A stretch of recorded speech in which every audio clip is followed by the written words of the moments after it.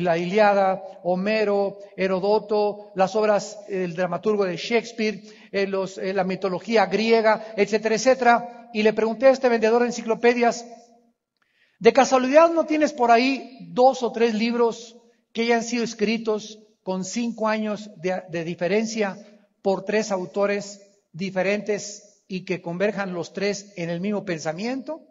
Me dice, se metió a su computadora y bla, bla, y buscó. Dice, no existe tal cosa y tengo 35 años vendiendo enciclopedias, no existe eso en el mundo de la literatura. Entonces yo me dirigí a mi escritorio y saqué la Biblia de mi oficina y le dije, te presento, no 3, te presento 66 libros. Escritos no en 4 o 5 años de diferencia, sino en un periodo de 1500 años. Y no por 2 o 3 autores, sino por más de 42 autores, y los 66 libros escritos en ese periodo hablan y mencionan todos y se combinan, y la armonía que existe entre ellos solamente pudo haber sido sobrenatural. Solo Dios pudo haber inspirado este libro. Así que cuando alguien te diga, es hecho por los hombres, no saben ni siquiera lo que te están diciendo. En segundo lugar, esto nos demuestra que el Dios de la Biblia es el único que conoce el principio y el final. Él es el único y verdadero Dios. Nadie más que Dios conoce el futuro. Y tú te puedes meter con las filosofías o las profecías de Nostradamus. Del 100% de sus profecías, el 23% sean cumplidas y las otras, hasta la fecha, nadie las entiende. Las profecías de Janine Dixon, las de los brujos, que va a llover, que la semana que entra un terremoto, pero la Biblia dice una regla. Cuando alguien diga algo del futuro y se cumpla, el 100% es de Dios. Un solo 1% que se equivoque la persona, esa persona no ha hablado de parte inspirada por el Espíritu Santo. Así que esto nos demuestra, ¿verdad?, que solo el Dios de la Biblia pudo haber inspirado esto. El profeta Isaías, en el capítulo 44, versículo 6 al 8, nos dice estas palabras al respecto. Así dice Jehová, Rey de Israel y su Redentor, Jehová de los ejércitos, yo soy el primero y yo soy el postrero, y fuera de mí no hay Dios.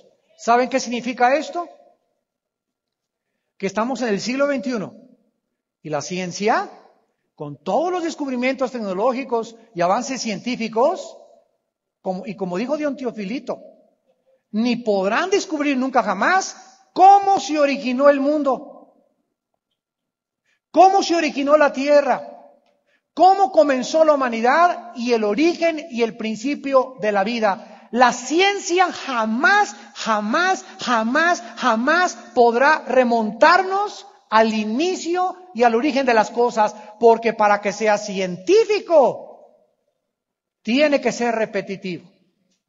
Entonces solamente le queda a la ciencia teorizar, hipotetizar, filosofar, inventar cosas, porque los científicos también inventan, como la teoría de la evolución. Pues creo que venimos del chango. Pues pregunta a ver qué cara tenía tu abuelita.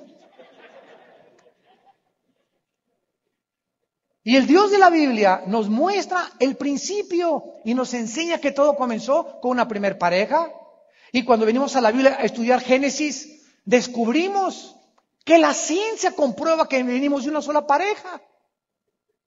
Cuando la Biblia dice que todo será su género y su especie, y de acuerdo a la semilla que exista, la genética ahora nos demuestra que cada semilla de fruta, de uva, de naranja, el esperma del hombre, el esperma del chango, el esperma del hipopótamo, tienen un código genético, un software, un programa que determina el color de la uva, el color de la naranja, el color de la manzana. ¿Quién puso ese código, esa información en cada una de las cosas para que los changos sean changos, la jirafa sea jirafa y nosotros no seamos changos y no seamos seres humanos? Dios.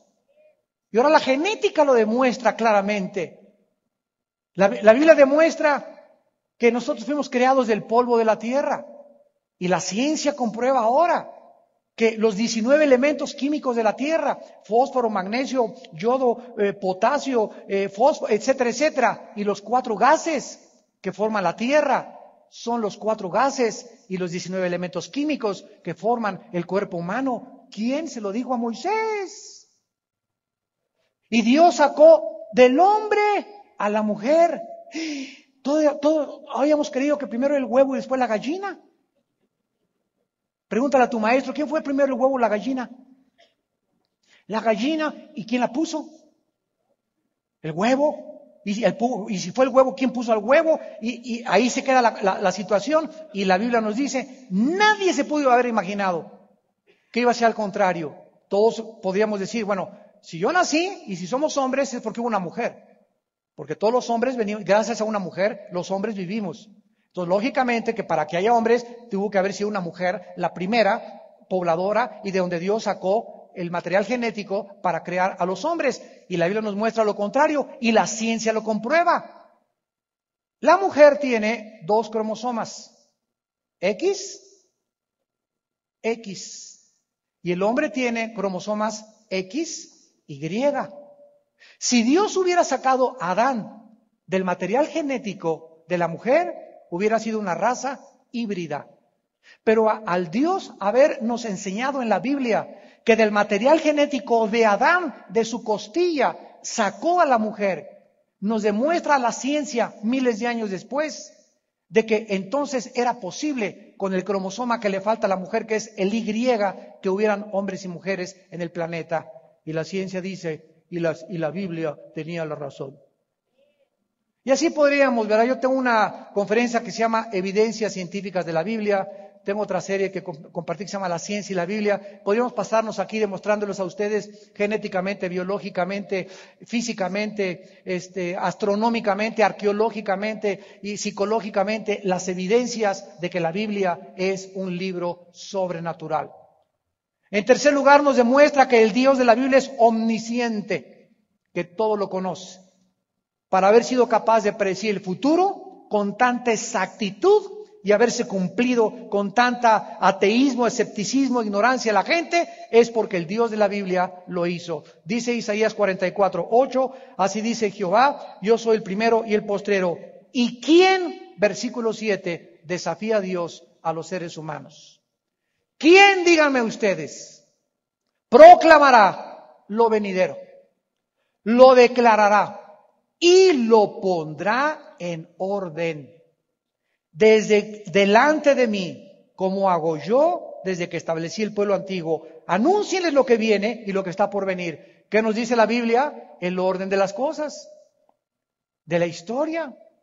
La historia es la historia de Dios y la historia tiene un orden porque el Dios del universo es un orden, es un Dios de orden y de diseño y de perfección.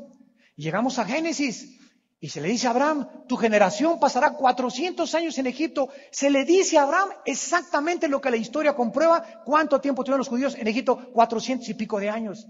Y así son puras profecías y profecías anunciando Dios y viene esto y viene esto y viene aquello. Pero lo más importante de todo era que venían anunciando la venida del Mesías. Solo Dios puede predecir el futuro con tanta exactitud.